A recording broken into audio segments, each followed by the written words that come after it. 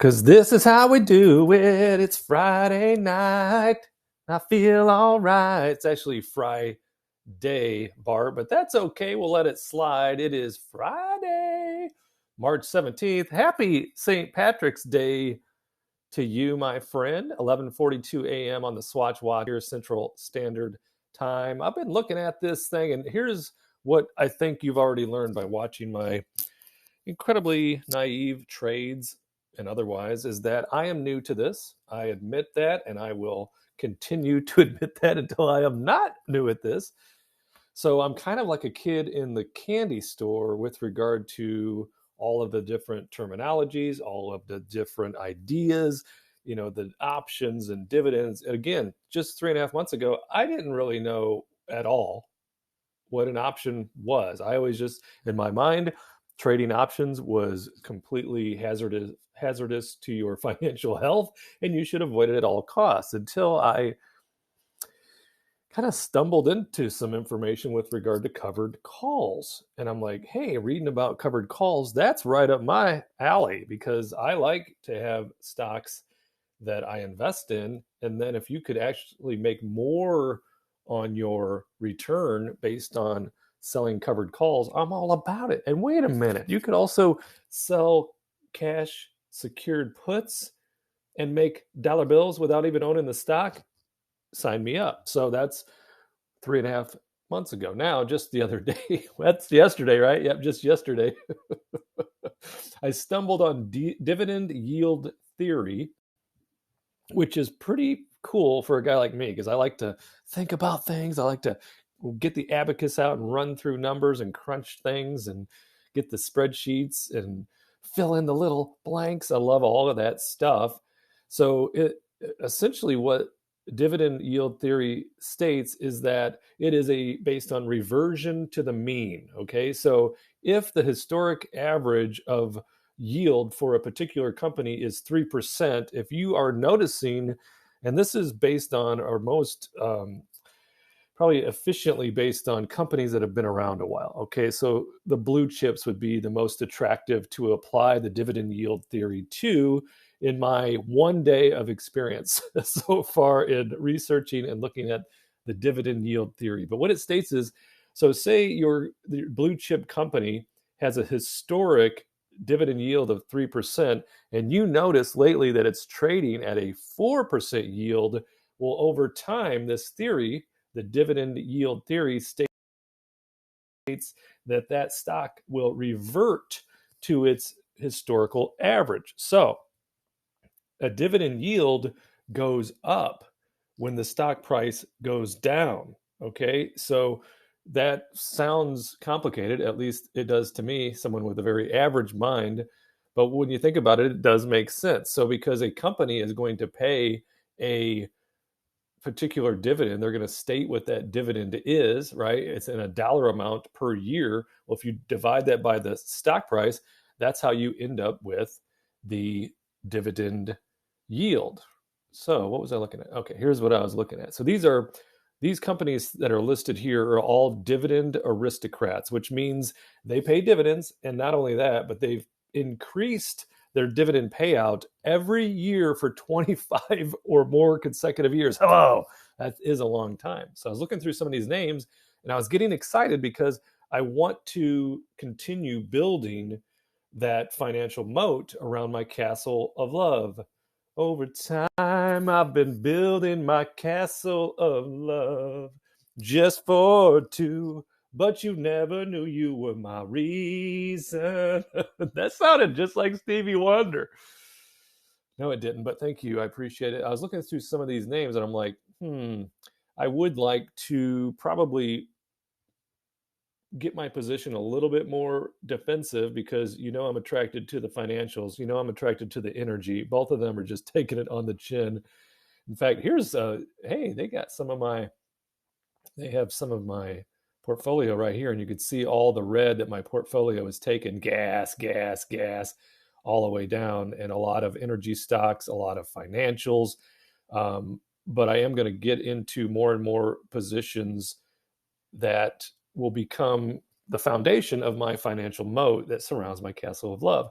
So when you look at some of these names, a lot of these are very attractive for that theory or that thesis. Like Colgate, very interested. I don't own any of it. Hormel, very interested. Don't own any. I want some Pepsi to go with my Coke.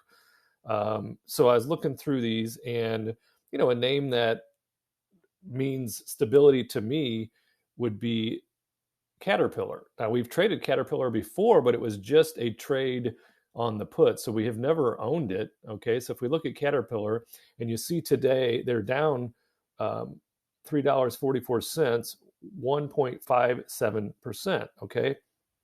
And over the last month, you could see that they had a high of 255, and now they're trading down near their low.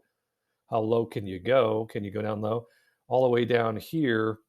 So is there, maybe today's a day to sell some puts on Caterpillar to collect some premium. And then, in fact, if we are indeed put those shares, it's not that big of a deal because we want to own Caterpillar long term, but we're still unsure about where this marketplace is going because, the Fed speaks next week. So that's going to increase the volatility, and the financials are taking it on the chin. We may, find out any minute now another bank is going downtown to Chinatown. We don't know any of that. But my theory for the rest of the year is, as Mr. T said in Rocky 3, and they said, "Clever, do you have a prediction for the fight?"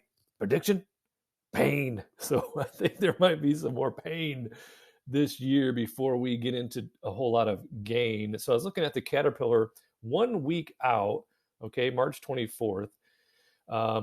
What does that look like? Can I get around 1% on my money for 1 week? And the answer is pretty much of a yes. So if we look at sell put, right? Sell put, it's currently trading at 215.30.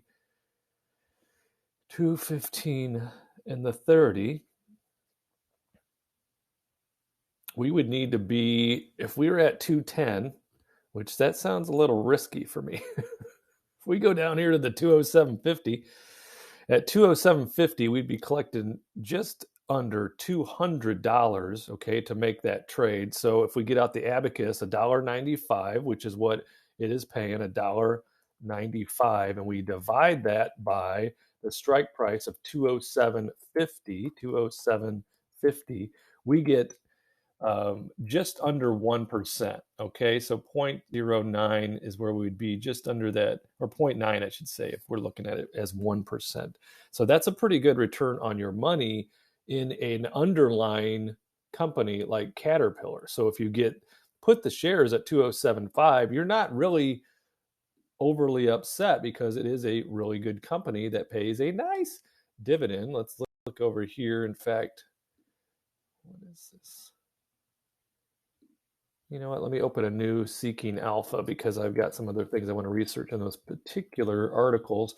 But let's look at Caterpillar, and then let's look at the reversion to mean, or the dividend yield theory. Okay, so we pull it up. It's showing it's down today, right? So this is the summary. If we go to the dividends, it's going to show us that the current dividend yield is 2.19%. Okay, 2.19%.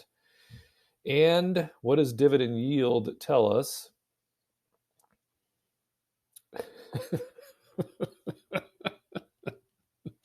I don't know why in my head I was for sure going to see a number that was lower than it currently. That's why I like to do it live. Do it live so you can see all the mistakes, that I make them in real time. So our dividend yield theory is not going to apply to Caterpillar at this moment, but that doesn't mean we're not going to sell a put right now. So what I was anticipating this to show us was that the 4-year average dividend yield was going to be lower than the current. So this TTM is the trailing 12 months, okay, which is at 2.15, and then current, which is forward, is at 2.19. So this, according to the dividend yield, says Caterpillar may be just a little bit overpriced. But what do our friends over at Alpha Spread say? They say that it is undervalued by 17%. So we like to use the information that confirms our bias, don't we? Yes, we do. So I'm sure I will find something that works for that. that dividend yield theory in just a moment. But in the meantime, I thought maybe we'd put one of these caterpillars on the board. Yes, it looks like it's dropped by 1 penny, which would be $1. So what does that tell us? Over here, it tells us that the caterpillar's going up at the moment. So let's look at the 1 day and see if it's trended green just a little bit. And if you hear my stomach, I apologize. I have not eaten yet today. It's 11:52 a.m., making up for the debauchery that took place yesterday while I was watching basketball and some really good games that I was witness to. In fact, my favorite game was Arizona versus Princeton. I always like to watch Princeton in the first round because they typically, they're going to be a high seed coming out of the Ivy League. Not a lot of those teams are going to be contenders for championships, but they play sound fundamental basketball, and sometimes that can give teams fits. So I saw Arizona and Princeton on the board. I'm like, got to record that one. So I started watching it, and a lot of people were talking about Arizona possibly winning the championship. And Princeton, they were hanging in there, but they were down 10 with 10 minutes to go, and I nearly bailed. I was like looking at what else I had on the DVR, and I'm like, maybe I should go to a new game, a different game. 10 points, 10 minutes to go, but it's still close enough. And sure enough, I hung in there. And spoiler alert, if you haven't watched the game yet, please avert your ear holes. But Princeton shocked the world. They're a 15 seed, and they took out the Arizona Wildcats, who was a 2 seed with some dreaming of a championship. So that was fun to watch. Today will be a big day because Purdue, boiler up. Purdue plays today, so that's exciting. Okay, so Caterpillar's going down just a little bit, so maybe that option goes back to 190. Oh, it's at 196. So let's just check on it. Sell secured put. Okay, so I'm going to have to put up some big collateral, right? Let's try to get a little bit more dollar bills. What if we were able to get 205? 205 for that. And we'll put up 20,000 in collateral for that cash secured put. Okay, and it filled. So there we go. So we got 205 on 20,750. Now that sounds crazy. Like everybody wants to think that that's, you just risked $20,000 to make 205, and it isn't necessarily true, because the worst case scenario, I shouldn't say that. Don't you dare bring up Signature Bank. So let's say for Caterpillar, the worst case scenario is they're likely not going out of business between now and next week, right? The feds aren't going to come in, freeze everybody against the wall, put down your tractors. It's probably not going to happen.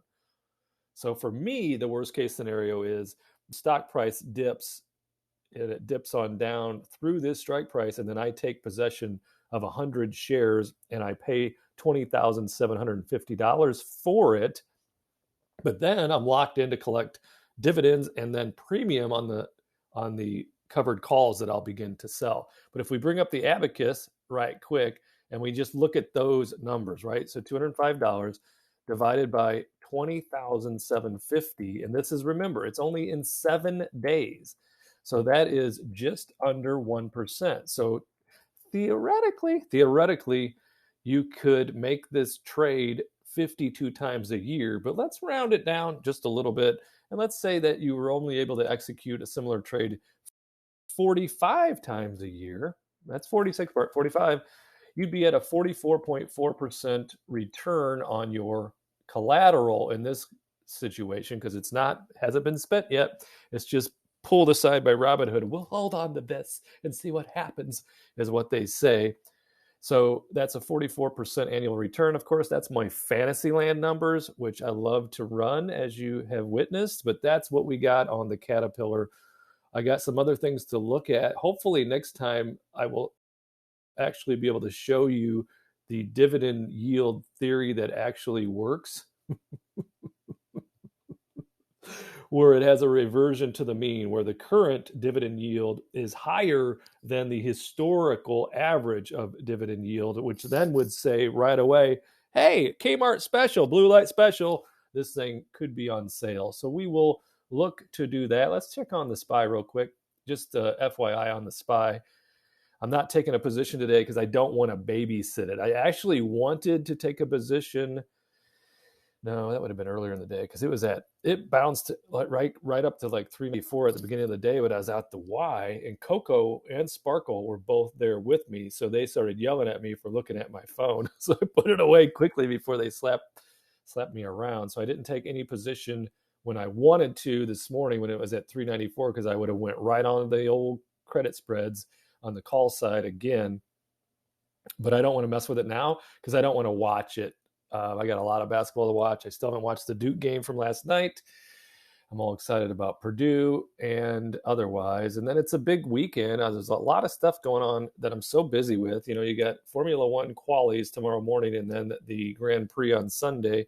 I'm 2 games behind now, probably more like four games behind in the World Baseball Classic. So I got to somehow fit that into my schedule. You're just so busy.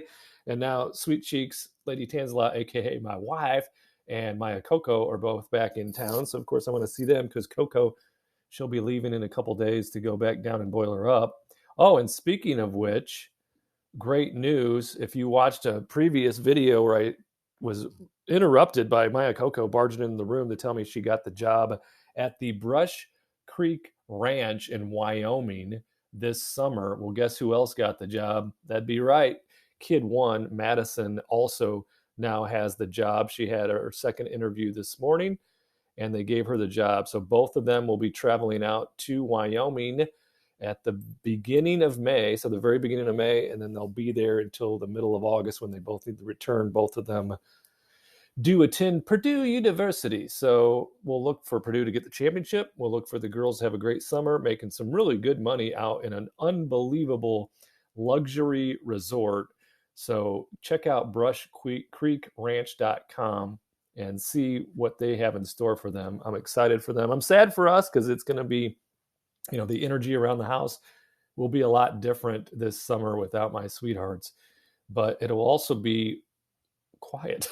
And I'll be able to go to bed at night without worrying because when they're not home in the summer and I go to bed, I'm always worried. You know what I mean? So they'll be in a nice ranch out in the middle of nowhere with a bunch of really sweet people. So congratulations to them. Congratulations on our put we just sold on Caterpillar. And I will check back soon. I want to probably put at least one more put on the board on a company that is on the defensive side, that we could make a move on. So I'll be looking at like Johnson & Johnson, Procter & Gamble, some companies that I think will be, they're not going to have too many issues during a recession that might be knocking at our doors soon. So thanks for checking in. Please subscribe, like the video, leave a comment, and you know what I'll do. I'll see you in the next video.